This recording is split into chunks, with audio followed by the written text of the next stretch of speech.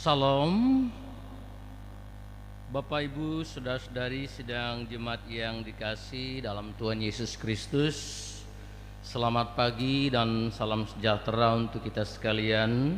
Selamat bertemu kembali dalam suasana seperti biasa, suasana yang penuh sukacita. Kita kembali mengikuti ibadah bersama-sama pada hari ini, baik yang ada di gereja ini maupun yang mengikuti secara live streaming di rumah tangga masing-masing. Pertama, kami atas nama Majelis Pekerja Harian Jemaat GKI Barimba terlebih dulu mengucapkan terima kasih kepada yang bertugas pada pagi hari ini. Yang pertama kepada Ibu Pendeta Maria Prahesti STH MM yang nantinya akan melayani kebaktian dan menyampaikan firman Tuhan pada hari ini. Kemudian untuk liturgus Bapak Diakon Juni Rum Sakarya yang nantinya sebagai pemimpin ibadah. Kemudian Bapak dan Ibu Penatua Diakon dari lingkungan pelayanan 2 yang bertugas membantu pelayanan ibadah pada pagi hari ini. Kemudian anak kami Martino Lukas Unihin yang memainkan musik untuk mengiringi puji-pujian. Untuk Saudari Gresela dan Saudari Astriani Yulinsia yang nantinya akan menjadi pemandu lagu dan atau song leader. Kemudian untuk Bapak Agustinus Semail selaku petugas operator sound system. Kemudian Bapak Penatua Timotius selaku operator LCD dan multimedia. Dan juga seluruh sidang jemaat yang boleh hadir mengikuti ibadah di gereja saat ini maupun sidang jemaat yang mengikuti secara live streaming dari rumah tangga masing-masing. Selamat beribadah, Tuhan Yesus memberkati kita semua. Amin. Bapak dan Ibu sekalian, kami akan membacakan berita jemaat untuk kita hari ini, Minggu tanggal 27 Agustus tahun 2023 sebagai berikut. Yang pertama, untuk berita pelayanan ibadah di Gereja Betania Barimba pada hari Minggu tanggal 3 September tahun 2023, waktu seperti biasa pukul 8.30 WIB. Untuk pendeta pelayanan, Pendeta Dr. Idrus Sasirais dari STT GKI Banjarmasin. Untuk petugas mimbar lingkungan pelayanan 3, sebagai liturgus Bapak Diakon Tris Haryanto, sebagai song leader Saudari Rizky Adelia dan Saudari Herlina Biuda. Untuk pemain musik Bapak Mardi Ampong SPD. Kemudian menggunakan liturgi tata ibadah perayaan Hari Pendidikan Teologi. Untuk yang kedua, berita keuangan, tidak ada perubahan yang tertulis, bahkan pengeluaran pun bisa dilihat di berita jemaat yang sudah dibagikan kepada Bapak Ibu sedang jemaat sekalian. Untuk berita keuangan yang baru masuk pagi ini, yang pertama kolekte sekolah hari Minggu tanggal 27 Agustus tahun 2023 berjumlah Rp66.400. Kemudian korban syukur ulang tahun ke-43 atas nama Fitriani dan ulang tahun ke-9 atas nama Maisola Grace Princess Rp100.000. Kemudian yang ketiga, berita kebaktian dan lain-lain. Yang pertama, untuk ibadah rumah tangga lingkungan 1, 2, dan 3 untuk sementara diundurkan. Kemudian untuk lingkungan 1 yang diundurkan nanti dilaksanakan pada tanggal 5 September dan juga diumumkan pada minggu depan, yaitu dilaksanakan di tempat keluarga Tanggang atau Penetua Yemita Murni hari Selasa 5 September 2023 waktu pukul 15.30 atau jam setengah 4 sore. Liturgus Bapak Penetua Alsenbayan Kebot Budi Alpianto SPD, song leader Penetua Herti Carolina SPD. Untuk tanggal tersebut diundang Bapak Ibu sedang jemaat hadir pada ibadah dimaksud. Kemudian untuk ibadah seksi pelayanan Bapa sesuai jadwal dilaksanakan pada hari Senin tanggal 28 Agustus tahun 2023 waktu pukul 18 atau jam 6 sore tempat rumah keluarga Amur di lingkungan pelayanan 3. Untuk petugas liturgus Bapak Diakon Redi Apili, keyboard atau musik Bapak Budi Alfianto SVD, kemudian song leader Bapak Diakon Juni Runsa Karya. Diundang Bapak-bapak SPB warga Jemaat Barimba untuk hadir pada ibadah tersebut.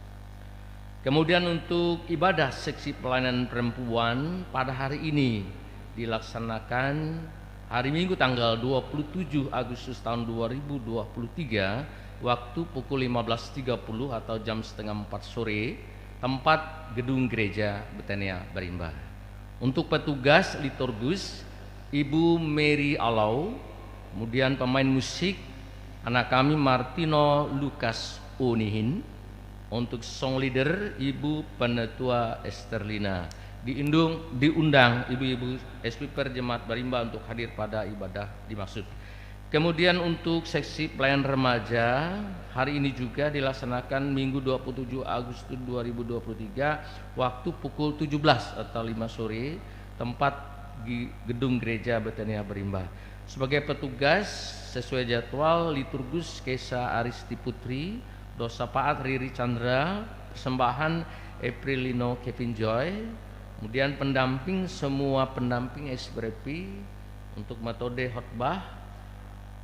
Diundang semua remaja pemuda warga jemaat untuk hadir pada ibadah dimaksud. Kemudian ini ada kebaktian syukur akan dilaksanakan di rumah Bapak Rus R. Suparsono pada hari Sabtu tanggal 2 September tahun 2023 waktu pukul 15.30 atau jam setengah 4 sore. Untuk petugas langsung Ibu Pendeta Oktavianti STH, keyboard atau musik Penetua Mardi Ampong SPD, song leader Diakon Nerna Tuti Asi. Kami akan membacakan undangan dari pihak keluarga. Kepada yang terhormat Bapak Ibu Saudari anggota Jemaat GKI Barimba di tempat undangan. Salam dalam kasih Tuhan Yesus Kristus. Dengan memanjatkan puji dan syukur kepada Tuhan atas kasih dan karunia-Nya, kami sekeluarga mengundang Bapak Ibu Saudari kiranya berkenan hadir pada acara kebaktian ucapan syukur pertunangan atau mamanggul anak kami Trihani Listio Ningrum dan Daud Atmodi yang akan kami laksanakan pada hari Sabtu 2 September 2023 waktu pukul 15.30 Indonesia Barat, tempat rumah keluarga Ros R. Suparsono, Jalan Kapua Seberang 1 nomor 31 RT 3 Barimba. Merupakan suatu kehormatan dan kebahagiaan bagi kami sekeluarga apabila Bapak Ibu Saudari berkenan hadir pada acara tersebut. Atas kehadiran Bapak Ibu Saudari, kami sekeluarga mengucapkan terima kasih. Hormat kami yang mengundang Ros R. Suparsono sekeluarga.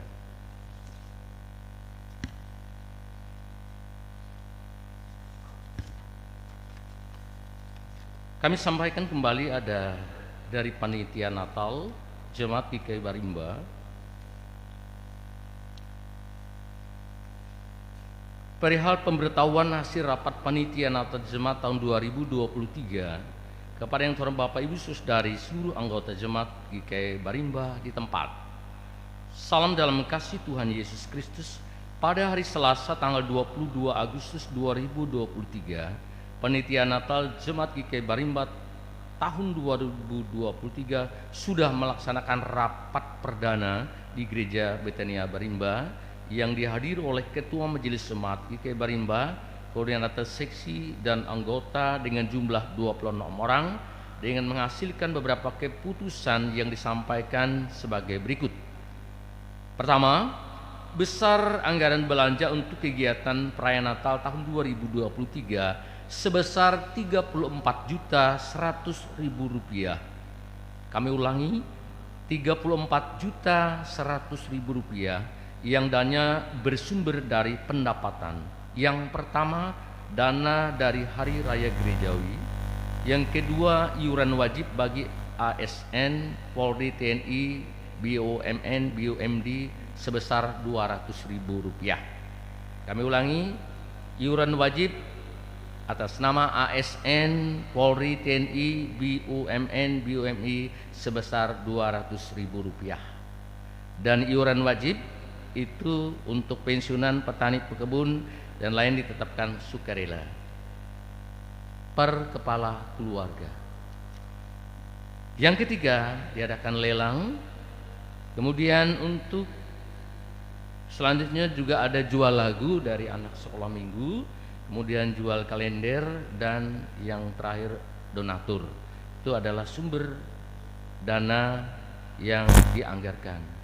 Kemudian untuk rincian anggaran belanja, seksi konsumsi diperkirakan 15 juta, acara 1 juta, perlengkapan dekorasi 4 juta, diakonia 4.500.000, kemudian sesi keamanan Rp800.000, sesi penerima tamu 300.000, paduan suara 1 juta, Natal SAM 5.500.000, sekretariat 1 juta, dana tidak terduga itu 1 juta, jumlahnya Rp34.100.000.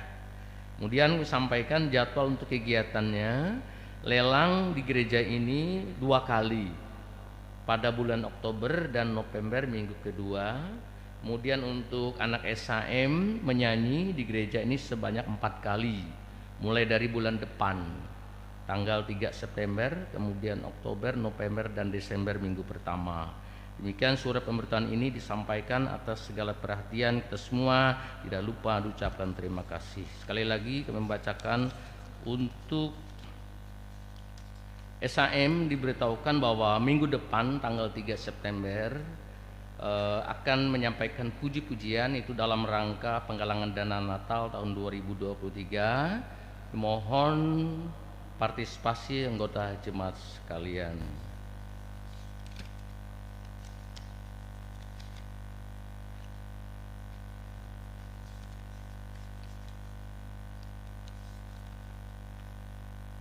Demikian berita jemaat yang kami sampaikan pada hari ini. Kurang lebihnya kami mohon maaf atas pola perhatian. Kami ucapkan terima kasih. Tuhan Yesus memberkati kita sekalian. Amin.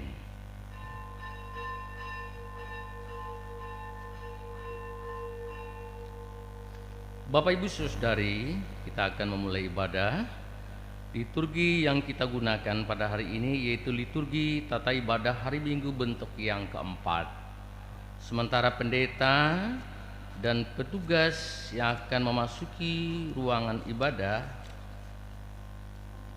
mari kita bersama-sama memuji dan memuliakan Tuhan dengan menyanyi dari pelengkap Kidung Jemaat nomor 27, bait yang pertama hingga bait yang kedua. Nanti pada bait yang kedua, sidang jemaat sekalian kami undang untuk bangkit berdiri.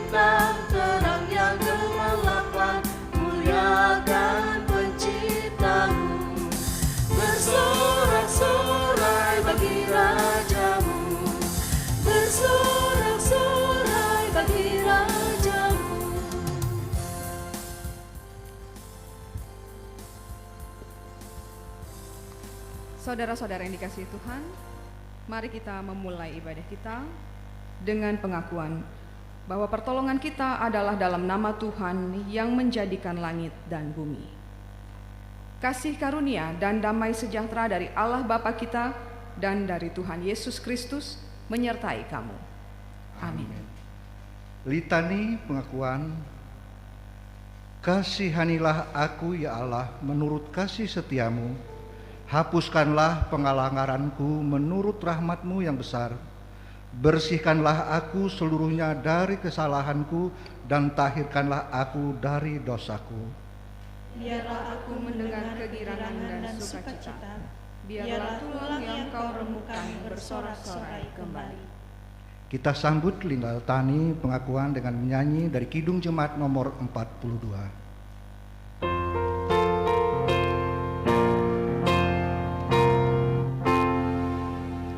Tuhan kasihani, Kristus kasihani, Tuhan kasihani kami. Jemaat, kami persilahkan duduk kembali.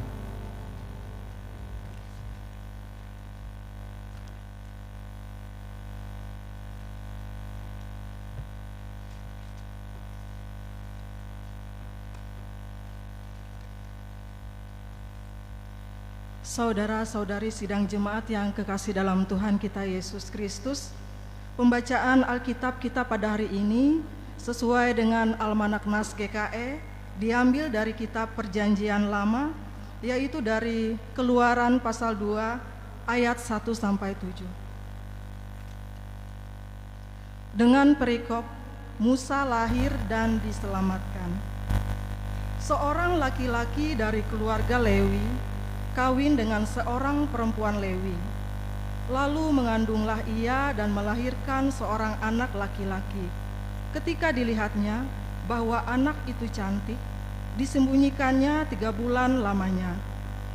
Tetapi ia tidak dapat menyembunyikan lebih lama lagi, sebab itu diambilnya sebuah peti pandan, dipakalnya dengan gala-gala dan ter, diletakkannya bayi itu di dalamnya, dan ditaruhnya peti itu di tengah-tengah teberau di tepi sungai Nil. Kakaknya perempuan berdiri di tempat yang agak jauh untuk melihat apakah yang akan terjadi dengan dia. Maka datanglah putri Firaun untuk mandi di sungai Nil. Sedang dayang-dayangnya berjalan-jalan di tepi sungai Nil.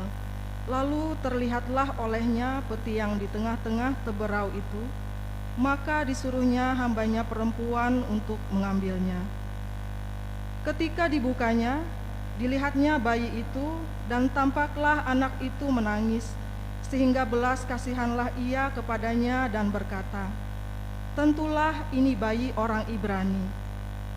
Lalu bertanyalah kakak anak itu kepada putri Firaun, "Akan kupanggilkan bagi tuan putri seorang inang penyusu dari perempuan Ibrani untuk menyusukan bayi ini bagi tuan putri?" Demikian firman Tuhan. Firman-Mu itu pelita bagi kakiku dan terang bagi jalanku.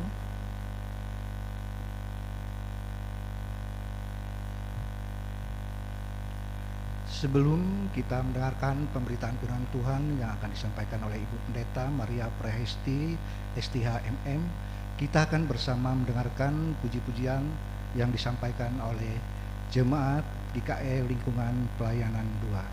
Kami persilakan.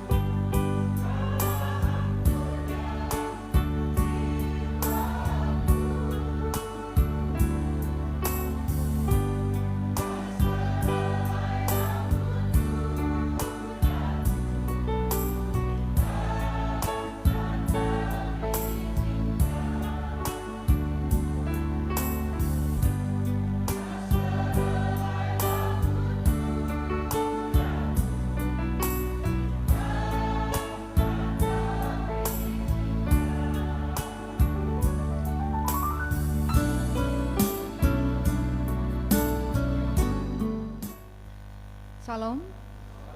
Saudara-saudara yang dikasihi Tuhan Yesus Kristus, mari kita mempersiapkan diri kita untuk membaca dan merenungkan firman Tuhan. Kita mohon tuntunan Roh Kudus, kita berdoa. Bapa, kami mengucap syukur kepadamu untuk kasih setia dan penyertaan-Mu yang begitu nyata dalam hari-hari kehidupan kami. Sehingga sepanjang minggu yang lalu sudah kami jalani bersama-sama dengan Tuhan. Dan hari ini kami boleh datang ke gereja ini, bahkan saudara-saudara kami yang di rumah boleh beribadah. Semua karena kebaikan-Mu, kami mau menyatakan syukur kepada Tuhan. Bapa di sorga, dalam ibadah kami hari ini, kami juga mempersiapkan hati, pikiran, bahkan hidup kami untuk kembali menerima firman-Mu. Sebab firman-Mu adalah kekuatan baru bagi kami. Namun kami sadar bahwa kami adalah manusia yang terbatas, yang tidak akan mampu untuk menyelami dalamnya firman-Mu itu hanya dengan akal budi kami manusia yang terbatas ini. Sebab itu kami mengaku dosa dan kesalahan kami, serta memohon kepada kuasa-Mu, agar kuasa-Mu itu dinyatakan bagi kami semua. Roh Kudus menolong kami, sehingga kami boleh memahami, mengerti maksud-Mu, sesuai dengan kehendak-Mu. Ajar kami Bapa, melalui firman-Mu hari ini, dan biarlah kuasa Roh Kudus memberikan kami hikmat untuk mengerti dan melakukannya. Dalam dan oleh Yesus Kristus kami berdoa. Amin. Saudara-saudara yang dikasihi Tuhan, perenungan kita pada hari Minggu ini diambil dari Matius pasal 16 ayat 13 sampai dengan ayat yang ke-20. Matius pasal 16 ayat 13 sampai 20 dengan perikop pengakuan Petrus. Setelah Yesus tiba di daerah Kaisarea Filipi, Ia bertanya kepada murid-muridnya, "Kata orang, siapakah anak manusia itu?" Jawab mereka, "Ada yang mengatakan Yohanes Pembaptis, ada juga yang mengatakan Elia, dan ada pula yang mengatakan Yeremia atau salah seorang dari para nabi." Lalu Yesus bertanya kepada mereka, "Tetapi apa katamu? Siapakah aku ini?" Maka jawab Simon Petrus, "Engkau adalah Mesias, Anak Allah yang hidup." Kata Yesus kepadanya, "Berbahagialah engkau Simon bin Yunus, sebab bukan manusia yang menyatakan itu kepadamu, melainkan Bapa-Ku yang di sorga. Dan aku pun berkata kepadamu, engkau adalah Petrus, dan di atas batu karang ini aku akan mendirikan jemaat-Ku, dan alam maut tidak akan menguasainya. Kepadamu akan kuberikan kunci kerajaan sorga. Apa yang kau ikat di dunia ini akan terikat di sorga, dan apa yang kau lepaskan di dunia ini akan terlepas di sorga." Lalu Yesus melarang murid-muridnya supaya jangan memberitahukan kepada siapapun bahwa Ia Mesias. Demikian pembacaan Alkitab. Saudara-saudara yang dikasihi Tuhan Yesus Kristus, syukur pada Tuhan bahwa hari Minggu ini kita boleh bersama-sama beribadah. Dan dalam ibadah ini kita sudah membaca firman Tuhan. Saudara-saudara, perikop yang diperhadapkan kepada kita pada hari Minggu ini adalah tentang pengakuan Petrus. Berbicara soal pengakuan, tentu mengenal sesuatu yang kita pahami sungguh-sungguh dalam hidup kita. Saudara-saudara yang dikasihi Tuhan, ada cerita tentang seorang anak yang ditanya oleh ayahnya. Ayahnya bertanya kepada anak itu tentang apa kata orang tentang dia. Katanya, "Anakku, kata orang, siapakah ayah ini?" Begitu dia menanyakan kepada anaknya. Anak itu berpikir dan kemudian menjawab ayahnya. Ada yang mengatakan bahwa ayah itu adalah guru. Ada juga yang mengatakan bahwa ayah adalah Pak RT. Ada yang mengatakan ayah adalah ketua lingkungan pelayanan di gereja kita. Ada yang mengatakan bahwa ayah itu adalah Pak siapa? Pak Christian misalnya gitu ya namanya. Nah, begitu banyak kata orang tentang ayah. Dan itu pemahaman orang-orang itu, kata anaknya. Kemudian sang ayah bertanya kepada anaknya lagi. Lalu, menurut kamu siapakah ayah ini? Kemudian anak itu menjawab dengan mantap. Ya, ayah adalah ayahku. Itulah pengakuannya. Ayah adalah ayahku. Jadi, ya, dia adalah dirinya sendiri bagi anaknya itu. Bagaimana pengakuan itu bisa muncul dari anaknya? Ya karena dia ada bagi anaknya. Anaknya mengenal bahwa itu adalah ayahnya. Seperti misalnya anak ayam ketika dia pertama kali menetas, wajah induknya yang dikenalnya kan, lalu kemudian dia ngikut terus karena dia tahu itu induknya. Demikian anak, kalau dia kenal itu adalah ayahnya, ya dia katakan itu ayahnya. Dia memahami itu ayahnya. Baginya siapa ayahnya? Ya ayahnya. Itulah pengakuan sang anak yang ia dapatkan dari pengenalannya secara pribadi, pengalamannya secara pribadi akan ayahnya. Ia tidak peduli pendapat orang di luar sana soal ayahnya, ayahnya adalah ayahnya. Dalam pendapat orang mungkin ya seperti tadi, dia adalah Pak RT misalnya. Dalam pemahaman sebagai Pak RT ya banyak hal yang dipahami orang lain, tapi bagi anaknya ia adalah ayahnya. Titik.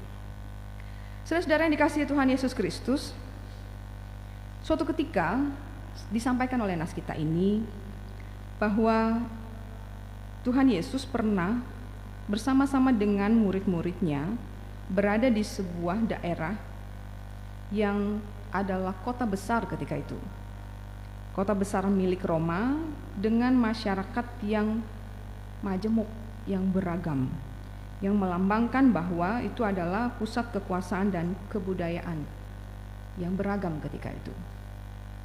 Nama kota itu adalah Kaisarea Filipi.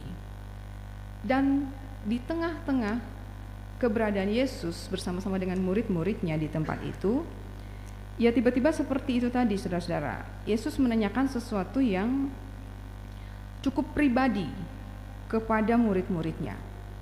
Soal apa? Soal pertanyaan yang tidak pernah diduga-duga oleh mereka. Pertanyaan tentang apa pendapat mereka dan orang lain tentang Yesus. Pertama-tama Yesus menanyakan, menurut orang, saya ini siapa? Aku siapa? Dan kemudian dia menanyakan kepada murid-muridnya, menurut kamu, aku siapa? Saudara-saudara, pertanyaan itu nanti akan menghasilkan sebuah jawaban yang akan menjadi sebuah pengakuan yang dinyatakan oleh mereka dari mulut dan bibir mereka kepada Tuhan. Bahkan dalam konteks kehidupan yang besar, yang majemuk ketika itu, seperti halnya di daerah Filipi itu akan menjadi sebuah pengakuan yang harus hadir dari dalam diri mereka kepada Yesus Kristus. Sehingga dalam sebuah masyarakat yang majemuk, yang plural, yang beragam itu tadi, pasti banyak ragam orang memahami Yesus. Tetapi Yesus mau bahwa dalam keberagaman itu mereka punya satu pengakuan yang tidak bisa digoyahkan.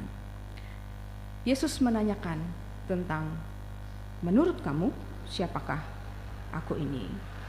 Saudara yang dikasihi Tuhan Yesus Kristus, membaca teks ini kita melihat bahwa Yesus lebih dulu bertanya apa pendapat orang lain tentangnya. Tentang banyak pendapat itu, para murid ketika itu spontan menjawab bahwa ada yang mengatakan Yohanes Pembaptis, ada yang mengatakan Elia, Yeremia, atau salah satu dari seorang nabi. Itu pendapat orang yang suka. Tapi mungkin saja ada orang-orang yang berpendapat berbeda. Pendapat orang yang membenci Yesus bisa jadi adalah Yesus adalah Beelzebul, seperti yang ditulis dalam Matius 10 ayat 25. Atau mungkin ada yang berpendapat bahwa ia adalah penghujat, seperti hal yang dipahami oleh orang-orang Yahudi ketika itu. Saudara-saudara, itu kata orang tentang Yesus. Dan sampai sekarang kita juga memahami bahwa masih banyak pendapat soal siapa Yesus itu. Bahkan sampai sekarang kita bisa melihat bahwa ada pendapat yang positif dan negatif yang disampaikan orang tentang siapa Yesus. Membaca nas ini juga, saudara-saudara, kita melihat bahwa ketika para murid menjawab pertanyaan Yesus tentang pendapat orang lain tentang dirinya, kita tidak melihat ada tanggapan yang cukup serius dari Yesus tentang pendapat orang itu. Soal pendapat-pendapat yang disampaikan oleh mereka, Yesus tidak marah, Yesus tidak risau tentang apa yang dipahami oleh orang lain tentang dirinya. Namun saudara, Yesus menjadi sangat perhatian akan pendapat para muridnya. Bahkan kalau kita melihat di sini, ia memberikan afirmasi atau peneguhan pembenaran atas pengakuan yang dinyatakan oleh Petrus bahwa ia adalah Mesias, anak Allah yang hidup. Ketika ia bertanya kepada mereka dan dijawab oleh Petrus secara pribadi dengan jawaban demikian. Saudara-saudara, saya pikir ini menarik bahwa Yesus lebih mengedepankan bagaimana pendapat mereka yang dekat dengan dia ketika itu dibandingkan dengan pendapat orang lain yang begitu banyak di luar sana dengan beragam pendapat mereka. Sama seperti kisah tadi, ya mungkin seorang ayah akan lebih mementingkan apa pendapat anaknya, sampai sejauh mana anaknya mengenal dia daripada ya orang lain. Lebih penting baginya untuk hal itu.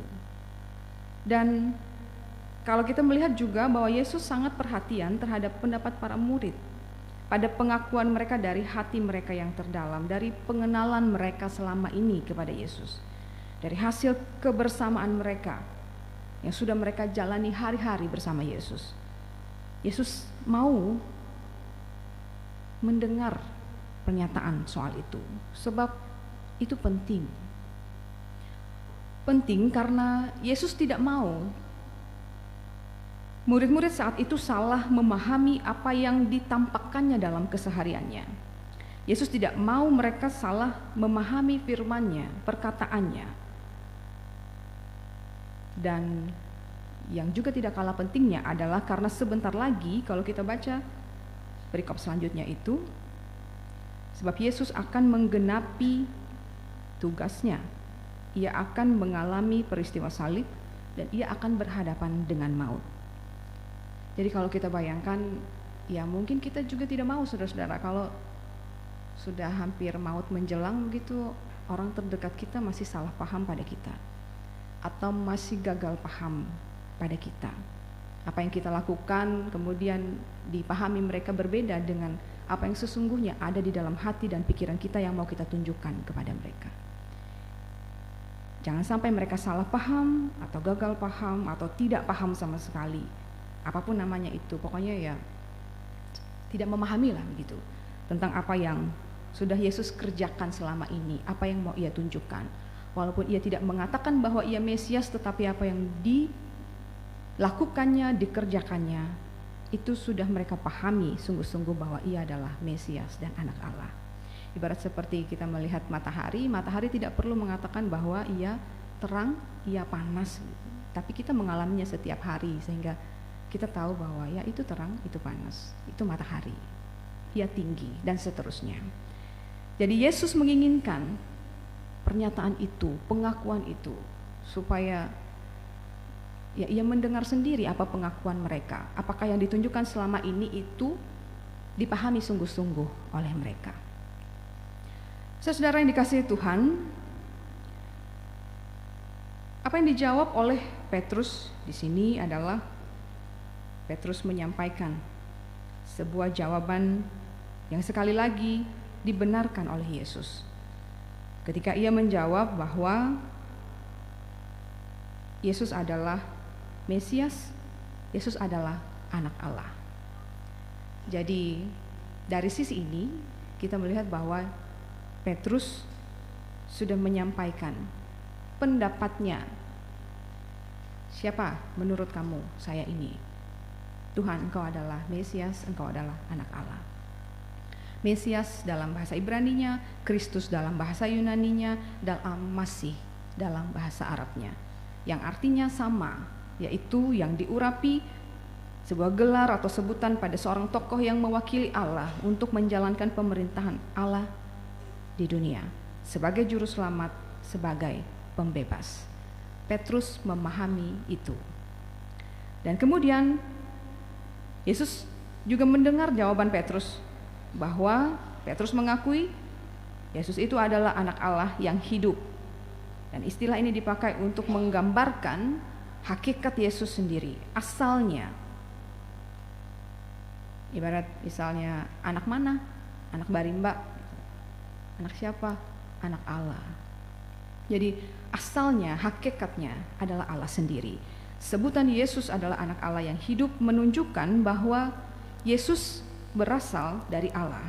Ia adalah Allah sendiri. Yesus dalam Bapa, Bapa dalam Yesus. Saudara-saudara, ini pengakuan yang indah dari Petrus. Walaupun mungkin nanti ketika kita membaca selanjutnya dalam ayat yang ke-22 sampai 23 di bagian selanjutnya itu, kita melihat bahwa sesungguhnya pemahaman Mesias dan anak Allah dari sisi Yesus dan dari sisi Petrus ini itu berbeda.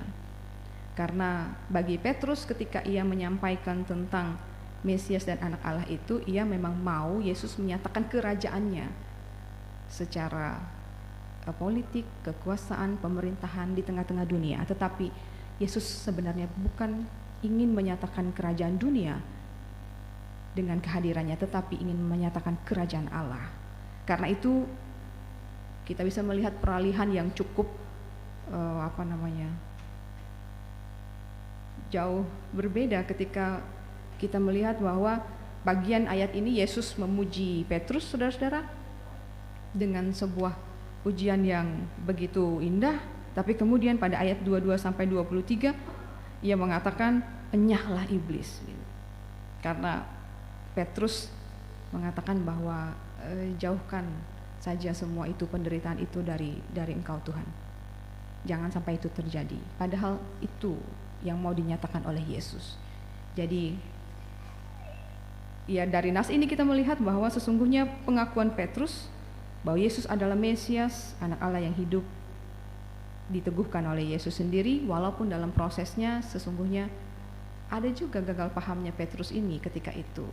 Walau sampai akhirnya nanti ia akan kembali memahami bahwa sesungguhnya Mesias dan anak Allah yang dipahami oleh Yesus itu adalah Mesias dan anak Allah yang menebus dosa manusia, menebus dosa semua orang dan menyelamatkan dunia. Saudara-saudara yang dikasihi Tuhan, pengakuan Petrus bahwa Yesus adalah Mesias, anak Allah yang hidup, kalau kita baca dalam nas ini diteguhkan oleh Tuhan Yesus sendiri. Bahwa pengakuan itu, kata Tuhan, itu datang dari Bapa, dan pengenalan secara pribadi dengan Yesus. Dan oleh karena pengakuan itu akan dibangun suatu jemaat dan alam maut tidak akan menguasainya. Apa arti semua ini? Ini berarti bahwa gereja atau jemaat yang sejati harus berdiri tegak dan kokoh, harus dibangun di atas dasar pengakuan bahwa Yesus adalah Mesias, anak Allah yang hidup. Saudara-saudara, pengakuan iman itu akan membedakan gereja dengan organisasi yang lain. Karena hanya gereja yang dapat berkumpul dalam pengakuan iman bahwa Yesus adalah Mesias, anak Allah yang hidup. Maka jika saudara-saudara melihat atau menemukan ada kumpulan orang yang mengatakan dirinya gereja atau jemaat namun berkumpul tanpa pengakuan iman kepada Allah Tritunggal, tidak mengakui Yesus adalah Tuhan dan tidak hidup dalam tuntunan Roh Kudus, maka dipastikan itu bukan gereja. Itu bukan jemaat Tuhan. Sebab gereja seperti ditegaskan dalam nas ini didirikan atas dasar pengakuan iman kepada Allah di dalam Yesus Kristus. Saudara-saudari, pengenalan kita akan Yesus Kristus akan melahirkan pengakuan yang tulus, jujur dan berani. Pengenalan pribadi kita dengan Tuhan akan melahirkan pengakuan yang tidak hanya diucapkan dengan tegas tanpa ragu, lantang ketika kita mengucapkan pengakuan iman, karena ia diucapkan tidak hanya di hadapan orang-orang di muka bumi ini, tetapi di hadapan Tuhan Allah di sorga. Dan itu pasti menggetarkan, menghancurkan kuasa kegelapan. Pengakuan iman itu diwujudkan juga dengan kehidupan yang bersaksi soal Dia yang kita imani tersebut. Ini artinya pikiran, tindakan, bahkan kata kita akan selalu terarah untuk memuji dan memuliakan Yesus Kristus, Juru Selamat kita. Saudara-saudara, pengakuan iman merupakan hal penting dalam kehidupan gereja. Pengakuan iman menunjukkan identitas dan tindakan gereja. Sekali lagi, gereja yang mengaku Yesus adalah Kristus akan melakukan tindakan untuk kepujian dan kemuliaan bagi nama Yesus, bukan kepujian dan kemuliaan bagi yang lain.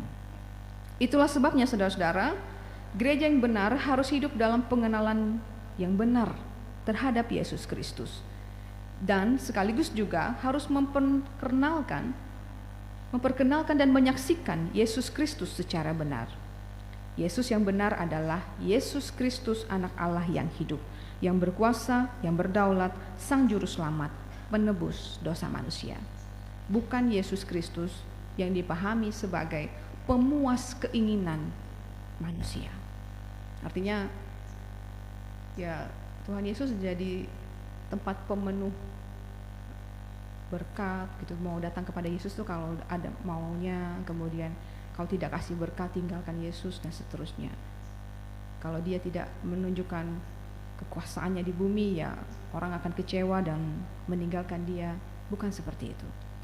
Kita diajak untuk dalam pengenalan yang benar kepada Tuhan, sehingga pengakuan iman kita menjadi sebuah pengakuan yang sungguh akan Tuhan, memperkenalkan dan menyaksikan Yesus secara benar. Secara benar maksudnya sekali lagi adalah menurut Tuhan itu bagaimana, bukan menurut kita. Saudara-saudara yang dikasihi Tuhan Yesus Kristus, saat ini di tengah-tengah tantangan dunia yang menebarkan kebencian dalam dunia daring atau online yang banyak menampilkan pendapat, entah itu dalam bentuk tulisan kah, gambar-gambar atau video dan lain-lain yang menyatakan pendapat negatif, kebencian, yang meragukan Yesus adalah Tuhan, bahkan berupaya secara logika untuk menjatuhkan kebenaran Allah. Di tengah-tengah dunia yang plural, beragam, kita hidup dalam keberagaman itu, kita dituntut untuk menyatakan pengakuan iman kita. Bahkan ketika terjadi pergeseran sosok gereja misalnya, bukan lagi jadi gereja yang menyatakan pengakuan imannya, namun jadi tempat orang mencari ya sekedar hiburan untuk bisa hore-hore, kemudian melepas penat, bahkan menjadi pembiusan dari pergumulan dunia. Pertanyaannya adalah, mampukah gereja tetap pada panggilannya untuk menyatakan pengakuan imannya itu?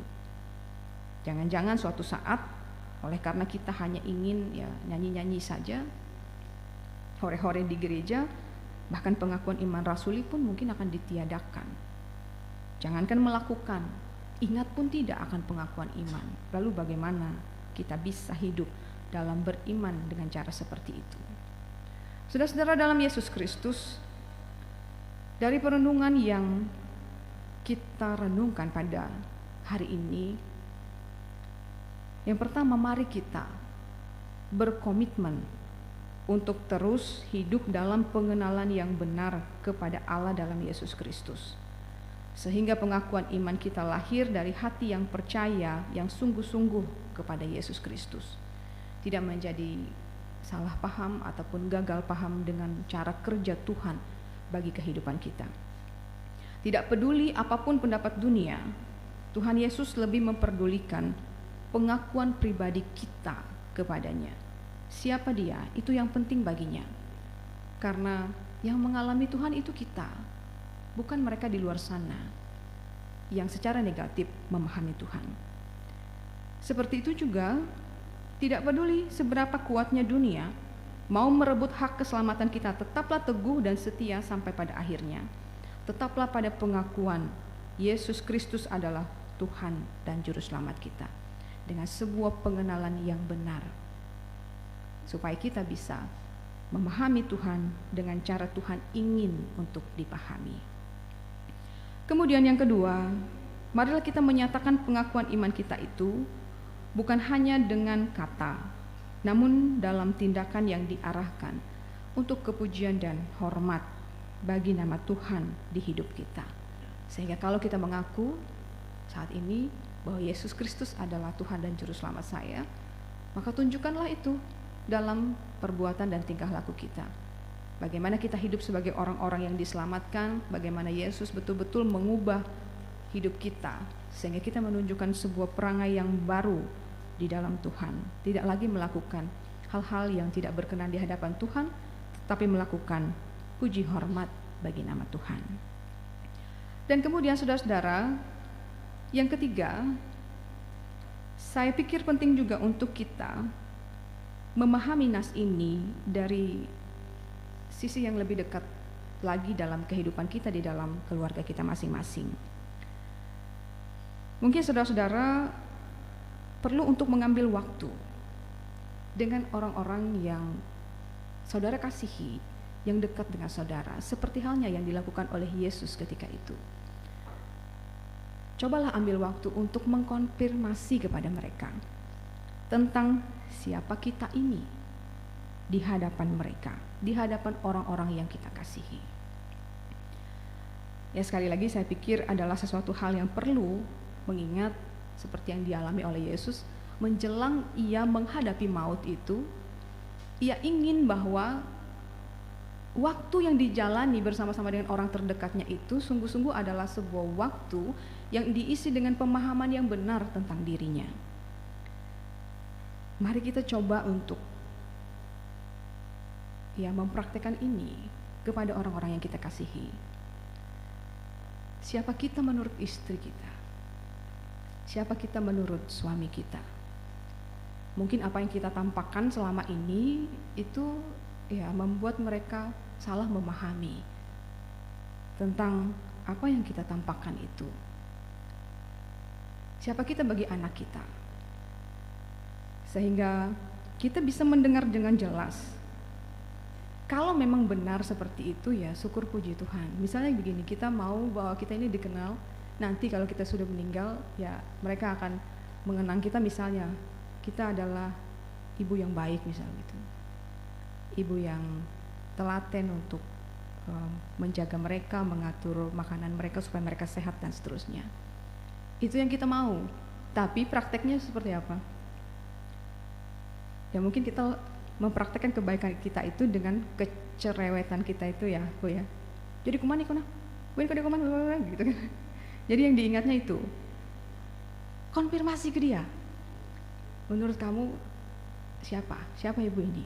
Atau bagaimana kamu mengenalnya? Bicara dari hati ke hati dengan mereka, supaya nanti kita bisa mengerti, memahami bahwa mungkin ada sesuatu yang salah nak, bukan gitu maksudnya. Ya, jangan sampai mereka gagal paham sampai kita meninggal, mereka tetap salah paham pada kita. Jangan. Mumpung masih ada kesempatannya. Jadi mari konfirmasi kepada mereka. Duduk bersama, berbicara dengan tenang kepada mereka supaya bisa memahami bagaimana mereka. Atau misalnya begini, suami dan istri juga mungkin perlu untuk mengambil waktu tentang hal ini, mengkonfirmasi menurut dia siapa kita ini. Si cinta iko dengan kunayang gitu kan ya. Tapi kenapa tidak terlihat gitu. Buen bicara menengak ji tegi anu gitu. Ji mimpi pisau gitu akan komuniko cinta kuah kan kute. Dia ji bahandang misalnya. Ya, kita harus jelaskan itu. Konfirmasikan dia dengan jite yang kau dia takut tuh cinta atau dia dengan tapi ya dengan apa begitu. Jelaskan, bicara berdua, konfirmasikan. Jangan sampai kehilangan waktu. Seperti halnya yang dilakukan Yesus juga. dia melakukan hal itu, konfirmasi, jangan sampai salah paham tentang bagaimana kita menunjukkan diri kita.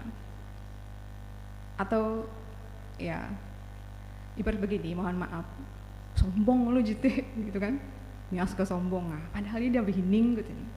Itu kan kita salah paham pada orang itu, ya kan? Jadi harus dikonfirmasi, dia aja sombong ya tena. Yo, dia Allah yang behining ya, jadi tegi kekurangan anu uang pendengaran. Kan gitu, konfirmasi. Mumpung ada kesempatannya, supaya tidak ada salah paham, sebab pada saatnya nanti kenangan akan orang benar itu mendatangkan berkat. Tetapi nama orang-orang fasik menjadi busuk. Amsal 10 ayat 7. Jadi sebelum kita masuk dalam daftar kenangan itu, mari kita ya isilah hari-hari kita itu dengan memperkenalkan siapa diri kita menurut kita yang ingin diperkenalkan. Saya melakukan ini itu karena saya mengasihimu, saya ingin kamu hidup dengan benar dan seterusnya. Kenapa kami mengarahkan kamu, saya dan ayahmu misalnya mengarahkan kamu pada pendidikan ini dan itu supaya kamu jadi orang benar, supaya kamu punya masa depan dan seterusnya. Bicarakan, jangan lewat HP saja, tapi bicarakan dari mata ke mata, hati ke hati begitu, dengan terbuka kepada mereka. Konfirmasi, mungkin itu yang perlu kita lakukan di zaman yang sekarang supaya tidak terjadi seperti halnya terjadi pada Petrus tadi itu. Dia memang mengakui bahwa Yesus adalah Tuhan, tapi terseret pada gagal paham atau salah paham tentang Yesus mengenai apa itu Mesias baginya. Saudara-saudara yang dikasihi Tuhan, akhirnya nas ini juga menggugah kita untuk menanyakan pada diri kita sendiri, bahkan menjawabnya di hadapan Tuhan. Menurut kita, siapa Tuhan itu? Siapa Tuhan Yesus bagi kita? Itu kita jawab dalam hati dan pikiran kita saat ini. Dan kemudian kita nyatakan nanti secara terang-terangan dalam kata kita, dalam setiap pengakuan kita, dalam perbuatan kita, selama kita hidup kepada Tuhan. Kita memohon kepada Tuhan, mungkin dalam perjalanan hari-hari kita mengikut Tuhan itu, kita pernah salah untuk memahami maksud Tuhan, rencana Tuhan dalam hidup kita. Kenapa Tuhan sekejam ini? Kenapa saya begini? Kenapa Tuhan menghukum saya dan seterusnya? Mari coba untuk lebih menggumulinya dalam Tuhan.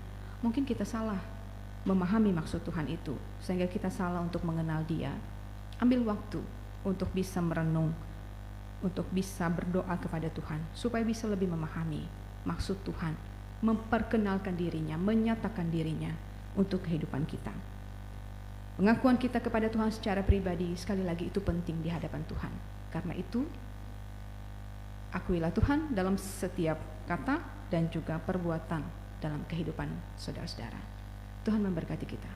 Amin. Saudara-saudara, mari kita merendahkan diri di hadapan Tuhan. Kita bersatu di dalam doa.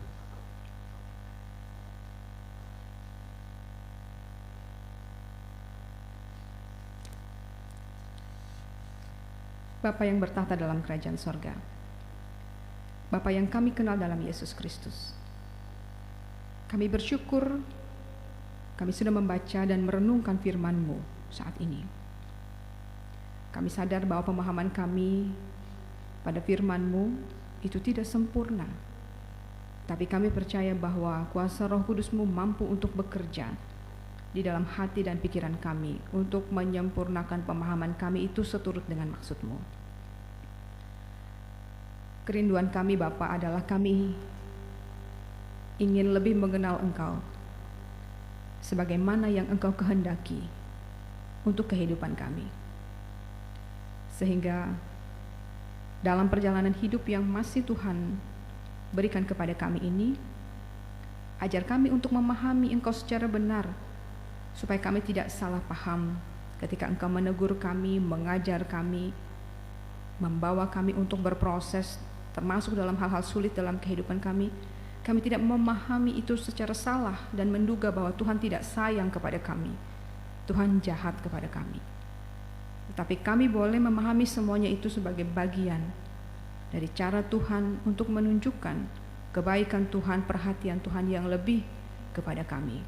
Perhatian Tuhan yang lebih besar ketika kami sakit dan tidak mampu untuk melakukan tugas pekerjaan kami.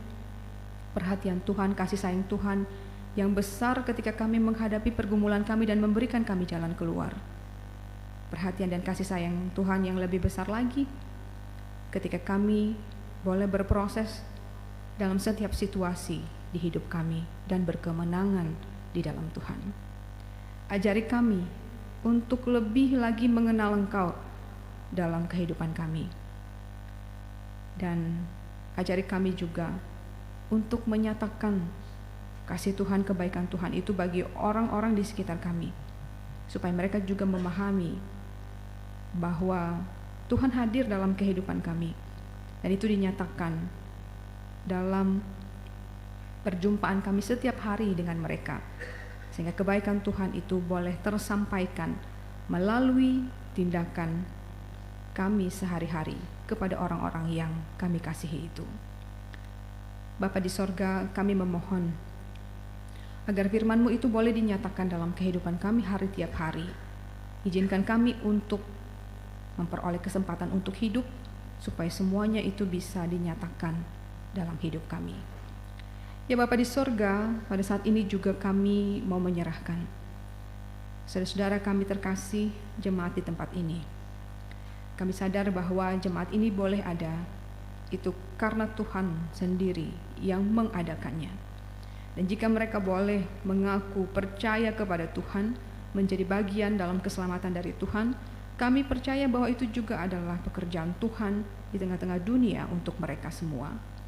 Tolonglah saudara-saudara kami ini, supaya mereka tetap dalam pengakuan iman mereka kepada Engkau saja, sehingga apapun juga pergumulan mereka di luar sana, bagaimanapun juga beragamnya, pluralnya kehidupan yang dijalani oleh mereka di tengah-tengah kehidupan bermasyarakat, mereka tetap pada pengakuan iman mereka, Yesus Kristus adalah Tuhan dan Juru Selamat mereka. Biarlah saudara-saudara kami ini juga tetap teguh dalam iman, pengharapan, dan kasih mereka kepada Tuhan, sehingga sebagai jemaat yang didirikan oleh Tuhan sendiri di tengah-tengah dunia ini, mereka boleh tetap memuliakan nama Tuhan di sepanjang kehidupan mereka. Kami mau percayakan jemaat ini dalam tangan pengasihan-Mu. Berkati mereka dalam rumah tangga mereka masing-masing. Berkati mereka untuk semua hal yang sedang mereka perjuangkan ketika ini. Berkati mereka jika mereka dalam pergumulan, biarlah ada jalan keluar untuk setiap pergumulan mereka. Dan kami juga mendoakan mereka yang sedang dalam keadaan sakit, yang terus berjuang untuk pemulihan mereka. Beri mereka semangat untuk tetap berjuang, untuk tetap bertahan dalam iman kepada Tuhan, sehingga pada saat dan waktunya Tuhan mereka boleh sehat kembali, pulih dalam pertolongan dari Tuhan saja. Berkati kepengurusan di jemaat ini. Biarlah majelis jemaat boleh tetap satu hati di dalam Tuhan, bersama-sama dengan pendeta mereka di tempat ini. Kasih setia Tuhan dinyatakan bagi mereka ketika mereka melakukan pelayanan kepada Tuhan, melewati apa yang bisa mereka kerjakan kepada jemaat Tuhan di tempat ini. Tuhan memberkati mereka dan keluarga mereka supaya mereka sama-sama melayani Tuhan. Tuhan memampukan mereka semuanya dengan sehat kuat yang Tuhan berikan. Begitu juga dengan setiap program yang sudah dirancangkan untuk menjadi berkat bagi jemaat di tempat ini. Kami memohon Tuhan menyertai dan menolong program-program yang sedang berjalan ataupun yang akan mereka kerjakan, juga program tentang pembangunan gereja. Kami mau serahkan dalam tangan pengasihan Tuhan. Mohon Tuhan bekerja untuk kebaikan bagi jemaat ini. Kami juga mau menyerahkan saudara-saudara kami yang boleh bersuka cita atas pertambahan usia lahir mereka, yaitu saudari atau Ibu Fitriani ulang tahun yang ke-43 tahun, dan Maisola Grace Princess ulang tahun yang ke-9. Tuhan, kami serahkan saudara-saudari kami ini dalam tangan pengasihan-Mu. Biarlah sehat kuat, panjang umurnya mereka, datang dari Tuhan, menjadi berkat di pertambahan usia mereka. Sertai dan tolonglah mereka untuk tetap bertumbuh dalam pengenalan dan takut akan Tuhan.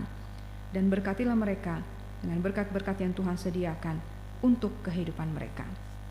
Kami juga menyerahkan saudara-saudara kami yang sedang terbaring sakit di rumah sakit saat ini, yaitu Bapak Parlindungan, suami dari Ibu Citra, yang opnam di Rumah Sakit Pelni, Jakarta Barat. Juga Ibu Sindai Tebakar yang saat ini sedang dirawat di IGD RSUD Kapuas. Tuhan, kami mau serahkan saudara-saudara kami ini dalam tangan pengasihan-Mu. Biarlah Tuhan memberkati setiap upaya pertolongan untuk mereka. Berkati pengobatan yang diberikan, berkati perawatan yang diberikan oleh mereka, untuk mereka, oleh saudara-saudara kami yang Tuhan pakai untuk menolong, untuk merawat mereka, untuk mengobati mereka. Biarlah semuanya itu bisa membawa pengaruh yang baik untuk pemulihan kesehatan, kekuatan mereka kembali.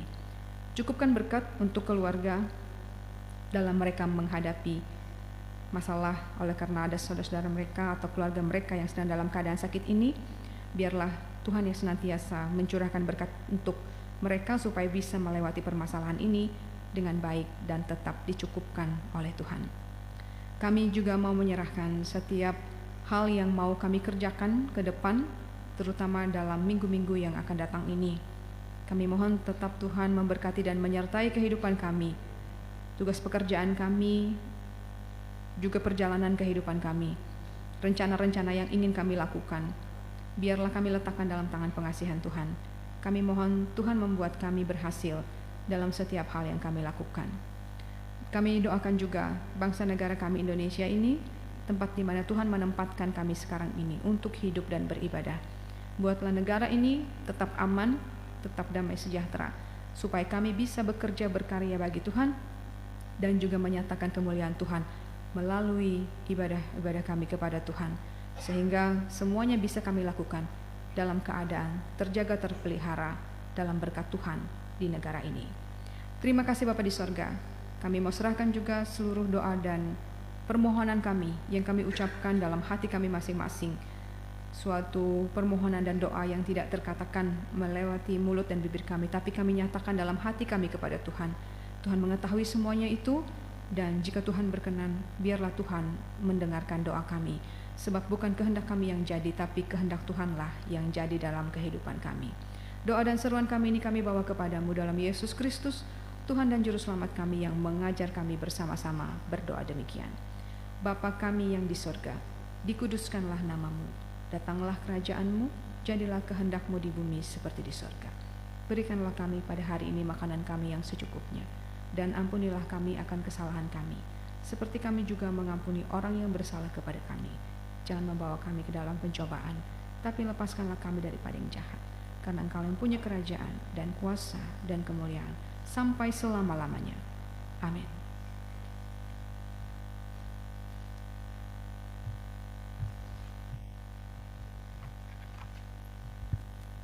Bapak, Ibu Jemaat Tuhan yang dikasihi dan yang diberkati oleh Tuhan kita Yesus Kristus, sekarang tibalah saatnya kita akan mempersembahkan persembahan syukur kita kepada Tuhan. Namun sebelumnya dengarlah pengantar persembahan yang saya ambil dari Kisah Para Rasul pasal yang ke-20 ayatnya yang ke-35. Dalam segala sesuatu telah kuberikan contoh kepada kamu, bahwa dengan pekerjaan demikian kita harus membantu orang-orang yang lemah dan harus mengingat perkataan Tuhan Yesus. Sebab Ia sendiri telah mengatakan, adalah lebih berbahagia memberi daripada menerima. Mari kita berdoa. Bapa kami yang bertahta di dalam kerajaan sorga, Bapa yang kami panggil di dalam nama Tuhan Yesus Kristus, kami mengaku bahwa Tuhan adalah sumber dan berkat dan karunia yang telah memberikan kami melimpah dalam kehidupan kami masing-masing. Sebagian dari para karunia itu kami serahkan kembali sebagai persembahan kepada Tuhan. Terimalah dan berkatilah persembahan umat-Mu ini, agar dapat kami pergunakan untuk pekerjaan dan pelayanan kerajaan Tuhan di muka bumi ini, khususnya di Jemaat GKI Barimba ini. Bukakanlah pintu hati kami untuk mengenal betapa banyaknya berkat dan karunia yang telah Tuhan berikan kepada kami. Di dalam nama Tuhan Yesus kami berdoa dan mengucap syukur. Amin. Sementara pundi-pundi persembahan kita kumpulkan, marilah kita angkat pujian kita menyanyi dari pelengkap Kidung Jemaat nomor 150, bait yang pertama hingga pundi persembahan selesai kita kumpulkan. Ya Tuhan, hanya inilah, PKJ nomor 150.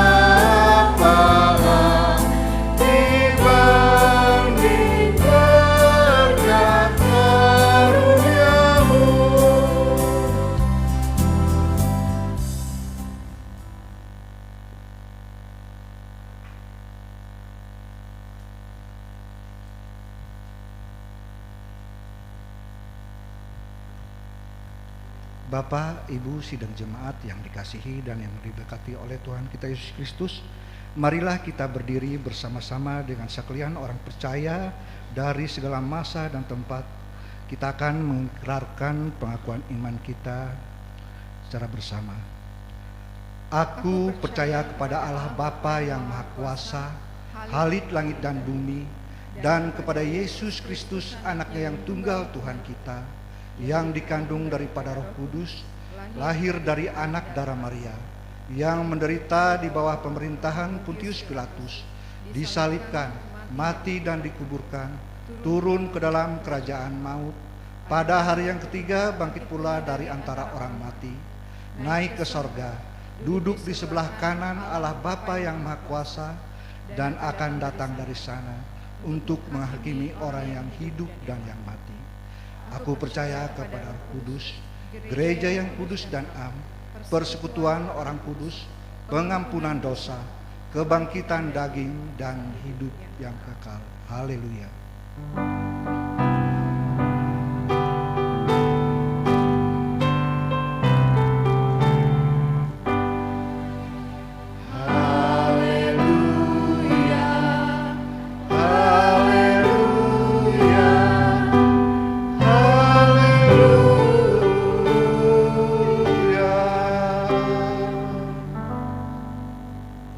Saudara-saudara yang dikasihi Tuhan, marilah kita bekerja sebagaimana Yesus telah bekerja dan mengasihi. Arahkanlah hatimu kepada Tuhan, pergilah dengan sejahtera dan terimalah berkat Tuhan. Tuhan memberkati engkau dan melindungi engkau. Tuhan menyinari engkau dengan wajah-Nya dan memberi engkau kasih karunia. Tuhan menghadapkan wajah-Nya kepadamu dan memberi engkau damai sejahtera. Amin.